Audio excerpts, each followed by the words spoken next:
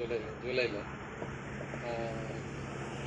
మరి ఆ రోజు అనుకునింది కొమ్మలు కత్తిరించాలని, కొమ్మలు కత్తిరించిన తర్వాత ఎరువులు వేయాలని, ఎరువులు వేసినాక దున్నకాలు తగ్గించాలని, నీళ్లు పెట్టాలని అనుకున్నాం. మరి ఎంతమంది కొమ్మలు కత్తిరించినారు, ఎంతమంది ఎరువులు వేసినారో తెలియదు. వేసినారు అనుకోవాలా, వేయలేదనుకోవాలా. చెట్టుకు కావాల్సిన ఆహార పదార్థాలు రానప్పుడు చెట్టు బలహీన పడుతుంది. చెట్టు బలహీన పడినప్పుడు పూత తక్కువ వస్తుంది. అది మీకు ఎలా తెలుస్తుంది అంటే, అలాంటి చెట్లలో పూత వస్తుంది కానీ పూత సాగదు. మామూలుగా ప్రతి రకానికి పూత వచ్చే వంబము ఒక షేపు ఒక సైజులో వస్తుంది కదా. కాదరు అనుకోండి, ఇది కూడా వస్తుంది, అవునా లేదా? అదే బెంగళూరు అనుకోండి, అంత వస్తుంది. బేనేష్ అనుకోండి, తీగ మాదిరి వస్తుంది. కానీ బోరాన్ ధాతు లోపం బాగా, ఈ సూటి మోల్డ్ మసి ఆకుల మీదంతా మసి ఎక్కువ కమ్మేస్తుంటే చెట్టులో కావాల్సిన పోషక పదార్థాలు చెట్టుకు అందడం లేదు. కాబట్టి పూత వస్తుంది. పూతను రాకుండా ఏం ఆపలేదు. ఇది కొమ్మల మీద పూత వస్తుంది, బట్ పూత ఎక్కువ సాగదు. చిన్న చిన్న పూత వస్తుంది. పూలకు ఒక పువ్వు కింద పడుతుందండి. 1000 పూలకి వచ్చిండే పూలలో ఒక పువ్వు మాత్రమే కింద పడుతుంది. అలాంటిది పూల సంఖ్య తగ్గిపోతే మనకి దిగుబడి తగ్గుతుంది. ఆ రకంగా నష్టం అంతే. అందుకని దీన్ని ఎవరు పెద్దగా ఏం పట్టించుకోరు. బట్ మీరు చెట్టు మీద ఇలాంటి మసి లేకుండా ఉండాలంటే వచ్చేసింది. అది నెక్స్ట్ తెలుస్తుంది మీకు ఎందుకు వచ్చిందని. మంచి ఎండ పొద్దున స్ప్రే చేస్తే ఆ ఆకు మీద ఇది పల్సగా పొరలాగా ఏర్పడి ఆకుల మీద ఎండ తీవ్రంగా ఉన్నప్పుడు ఏమవుతుంది, గంజి పెరిగిపోయిన తర్వాత పగిలిపోతుంది. ఎండ వచ్చే కొద్దీ పగిలిపోయినాక పొలుసులు రాలిపోతుంది. లేదా దాని తర్వాత ఎప్పుడైనా వర్షం పడినప్పుడైనా రాలిపోతుంది. ఎందుకంటే పొలుసు పగిలిపోయింది కాబట్టి. ఇది ఆల్రెడీ ఆ మసిని గంజి పట్టుకునేసి ఉంటుంది. సో వాన ఏదన్నా పడిందంటే దాంతో పాటు రాలిపోతుంది. అది మీరు మసి లేకుండా చేసుకోవాలనుకుంటే ఫస్ట్ డోసులో మందులతో పాటు వద్దు. మందులతో పాటు గంజి పొడి కలపొద్దు. మందులకి దానికి సంబంధం లేదు. ఇది రెండో ప్రాబ్లం. మూడో ప్రాబ్లం, ఆయన చెప్పిన దాన్ని కూడా, ఆయన మొదల దగ్గర పురుగు ఉందన్నాడు. పురుగు ఉంటే మీరు స్క్రూ డ్రైవర్ ఏదైనా కమ్మి తీసుకొని లోడుకుంటా పోవాలా. ఏడవ చోట పురుగు దొరుకుతుంది, పురుగుని చంపేయండి. మరుసటి రోజు మళ్ళా గమనించండి. అప్పుడు కూడా పిప్పి పడకన్నా ఉంటే దాంట్లో ఉండేది చచ్చిపోయినట్లు. లేదు మరుసటి రోజు పోతే మళ్ళా పిప్పి పడింది అనుకో, ఇంకొక పురుగు ఉన్నట్లు కదా. సో 2 కాదు 50 కూడా ఉంటాయి. ఎన్నైనా ఉండొచ్చు. అందుకనే 3-4 రోజులు వరుసగా గమనించాలి. సో చివరికి దీంట్లో ఇంకా కొత్తగా పిప్పి ఏమి పడడం లేదనుకుంటే పురుగు లేనట్లు. అంతవరకు ఏడవ చోట మీరు పిప్పి పడి ఉండే చోట తొలుసుకుంటా పోతే పురుగు దొరుకుతుంది. ఒక్కోసారి ఈ పురుగు కాండంలోకి రంధ్రం వేసుకొని వెళ్ళిపోయింటుంది. మీ తోటలో ఏమైనా ఇగుర్లు 3-4 దఫాలుగా వస్తున్నాయంటే మీరు ప్రూనింగ్ చేయడం లేదని లెక్క. సాధారణంగా మామిడిలో 4 సార్లు ప్రూనింగ్ వస్తుంది. జూన్ జూలైలో వస్తాయి. కాయలు కోసేస్తానే ఇగుర్లు వస్తాయి. నవంబర్లో ఇగుర్లు వస్తాయి. ఫిబ్రవరిలో పూత వచ్చిన తర్వాత పూతతో పాటు కొన్ని చెట్లు ఇగురు వస్తుంది, కొన్ని చెట్లలో పూత వస్తుంది, కొన్ని చెట్ల పూత ఇగురు 2 వస్తాయి. కొన్ని కొమ్మల్లో పూత, కొన్ని కొమ్మల్లో ఇగురు వస్తాయి. కాయలు కోసే ముందు కూడా ఇగురు వస్తుంది మేలో. ఇట్లా 4 సార్లు వస్తుంది. కానీ మనం ఎంత ఎక్కువ వీలైతే అంత జూన్ జూలైలో కాయలు కోసేసిన తర్వాత ప్రూనింగ్ చేసి కొత్త ఈగుల్ని అప్పుడే తెప్పించుకుంటే, ఎక్కువ ఈగులు కొత్త ఈగులు కానీ అప్పుడు వచ్చేస్తే మళ్ళీ మీకు నవంబర్లో ఈగులు రావు.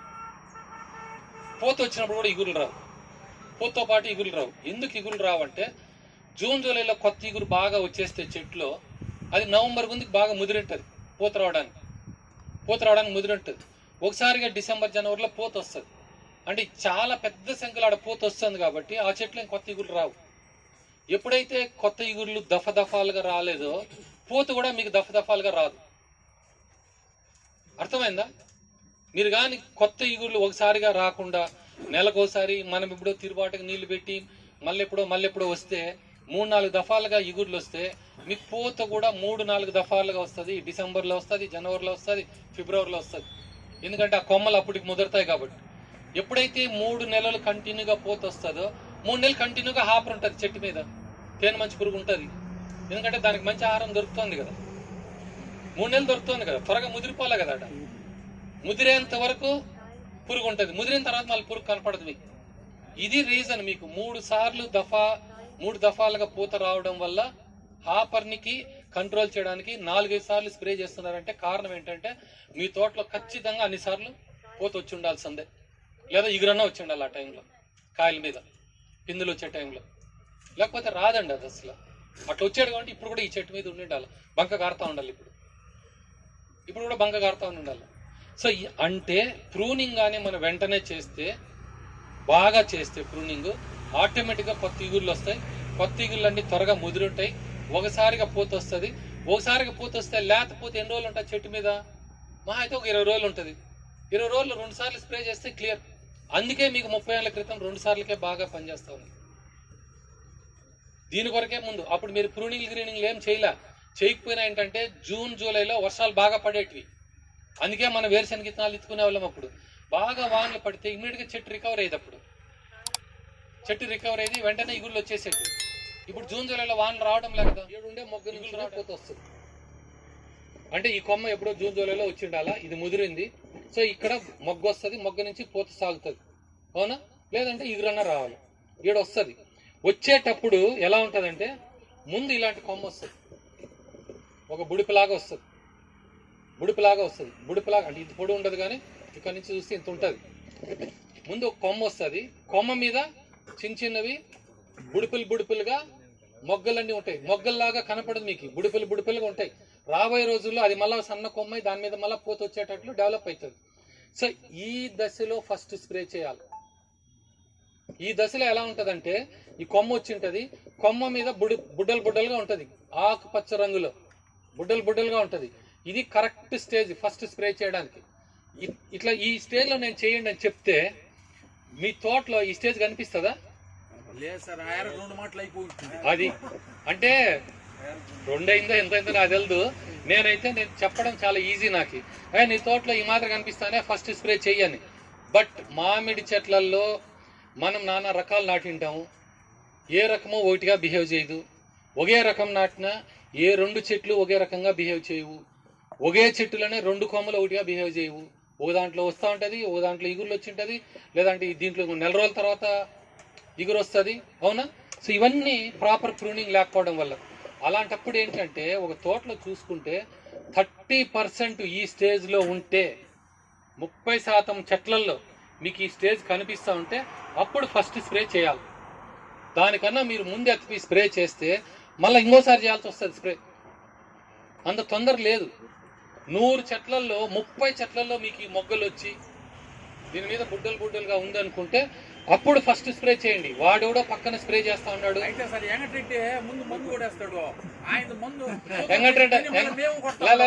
నేను చెప్తా మళ్ళీ వెంకటరెడ్డి గారి కథ కూడా చెప్తా. ఈడే ఉన్నాడు కదా, చెప్తా నేను ఎంత తొందర ఉంది వెంకటరెడ్డి గారికి కనుక్కోవాలి. పొలంలో అంటే కనీసం 30% చెట్లు ఆ విధంగా ఉండాలి. అప్పుడు మీరు స్ప్రే చేస్తే దాని మీద బుట్టలు కూడా వచ్చి ఉండాలా. అప్పుడు స్ప్రే చేయాలి. అప్పుడు ఓపెన్ కావు పూలు అప్పటికి వచ్చింటే దీన్ని అది కరెక్ట్ స్టేజ్, ఫస్ట్ స్టేజ్. అప్పుడు అదే ఫస్ట్ స్ప్రే ఏం చేయాలా? మోనోక్రోటోఫాస్. ఇందాక నాకు మోహన్ రామరెడ్డి గారు ఉన్నిలే ఫస్ట్ కెమికల్ చెప్పండి. పోనీ మోనోక్రోటోఫాస్, సల్ఫరు, క్లోరోఫైరిపాస్, ఇందాక ఆయన ఇచ్చింది లాండా సైలోథిన్, థైమిథాక్సాము, రకరకాల కెమికల్స్ ఉన్నాయి. So sulphur. సో నేను చెప్పేది ఏంటంటే సల్ఫర్ దేనికి పనికొస్తుంది? బూడిద తెగులు రాకుండా కంట్రోల్ చేస్తుంది. మనకు బూడిద తెగులు ఒకటే ప్రాబ్లం కాదు. బూడిద తెగులు ఎక్కువ ప్రాబ్లం దేని మీద వస్తుంది? కాదర్ మీద వస్తుంది, లేదా మల్గోవా మీద వస్తుంది. బెంగళూరు మీద, నీలం మీద అంత బూడిద తెగులు ఉధృతంగా రాదు. బేనషా మీద అంత ఉధృతంగా రాదు. మరి ఆడ మనం సల్ఫర్ కొట్టేం ప్రయోజనం? దీని మీద ఆంథ్రాక్నోజ్ వస్తుంది. సో ఎవరైనా కాదరే మొత్తము 10 ఎకరాలు కాదరే పెట్టుకుంటే వాళ్ళు సల్ఫర్ బండి, కానీ వేరే తోటల్లో సల్ఫర్ కొట్టాల్సిన అవసరం లేదు. పాత రోజుల్లో మందులు తక్కువ ఉన్నప్పుడు సల్ఫర్ చీప్గా దొరికేది, ఓకే పనిచేసేది. సల్ఫర్ అన్నది ఎప్పుడో 30 ఏళ్ళ నుంచి వస్తున్న మాట. సో సల్ఫరు ఫస్ట్ స్ప్రేలో చేయాల్సిన దానికంటే ఫంజిసైడ్, మంచి స్ట్రాంగ్ ఫంజిసైడ్ స్ప్రే చేయాలా. ఎందుకు స్ట్రాంగ్ ఫంజిసైడ్ స్ప్రే చేయాలంటే మొన్న సీజన్లో మనకు బాగా ఇబ్బంది పెట్టింది. కాయలు ఏర్పడిన తర్వాత డెవలపింగ్ స్టేజ్లో కాయ మచ్చ తెగులు, నల్ల మచ్చ తెగులు కాయ మీద. అవునా? ఈ నల్ల మచ్చ తెగులు అంత ఉధృతంగా ఎందుకు వచ్చింది? లాస్ట్ ఇయర్ వచ్చింది. భూమిలో తేమ ఎక్కువ ఉంది. భూమిలో తేమ ఎక్కువ ఉన్నప్పుడు కాయ మీద మచ్చ ఎందుకు వచ్చింది? వేరుకుళ్ళు వచ్చిండొచ్చు కదా, కింద కదా పోయిండల్లా. తేమ ఎక్కువైనప్పుడు నేలలో చెట్టు మీద కాయ ఒకటి అలాడుతూ ఉంది, కాయ మీద అంత పెద్ద మచ్చలు ఎట్లా వచ్చినాయి? ఇంతంత మచ్చలు వచ్చినాయి, ఎలా వచ్చినాయి? ఈ మచ్చ అనేది కేవలం కాయ మీద మాత్రమే వచ్చేది కాదు, అప్పటికప్పుడు వచ్చింది కాదు, అప్పటికప్పుడు ఏ వానీలతోనే వచ్చింది కాదు. దీనికి సంబంధించిన బీజాలు చెట్టు మీద ఉన్నాయి, దీనికి సంబంధించిండే శిలీంధ్ర బీజాలు చెట్టు మీద ఉన్నాయి. ఏ రకంగా ఉన్నాయి? ఎండుపుల్ల రూపంలో ఆడే ఉన్నాయి, ఆకుమచ్చ రూపంలో అక్కడే ఉన్నాయి, లేదా పూత పిండి వచ్చినప్పుడు పూతమాడు తెగులు రూపంలో ఆ పూత వచ్చిన వంబాల మీద ఉన్నాయి. అది ఎప్పుడైతే 10 రోజులకు ఒకసారి వాన పడిందో దానికి ఈ శిలీంధ్రాలు డెవలప్ అయ్యేదానికి మంచి క్లైమాటిక్ కండిషన్ ఉంది కాబట్టి విపరీతంగా వచ్చింది లాస్ట్ ఇయర్. ఒక రీజన్ పొలంలో తేమ ఎక్కువగా ఉండడం కూడా. తేమ ఎక్కువగా ఉన్నప్పుడు హ్యూమిడిటీ పెరుగుతుంది, గాల్లో తేమ శాతం పెరుగుతుంది, పెరిగినప్పుడు శిలీంధ్రాలు ఎక్కువ డెవలప్ అవుతాయి. దానివల్లనే కాయల మీద ఆకుమచ్చ తెగులు, కాయ మచ్చ తెగులు అంత ఉధృతంగా వచ్చింది. ఈ తెగులు కేవలం కాయ మీద వస్తుందని కాదు, పూత మీద కూడా వస్తుంది. కొమ్మల మీద వచ్చినప్పుడు కొమ్మలు ఎండిపోతాయి. అందుకనే మనం ప్రూనింగ్ చేసేటప్పుడు బాగా ప్రూనింగ్ చేయండి. కొమ్మలు ఎండిపోయిన కొమ్మలన్నీ బాగా కత్తిరించండి.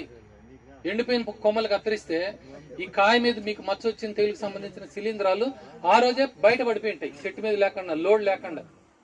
ఎప్పుడైతే అట్లా కాకుండా అవన్నీ చెట్టు మీద ఉన్నాయో ఆ చెట్టు మీద, ఆకుల మీద, కొమ్మల మీద అంతా బీజాలు ఉంటాయి.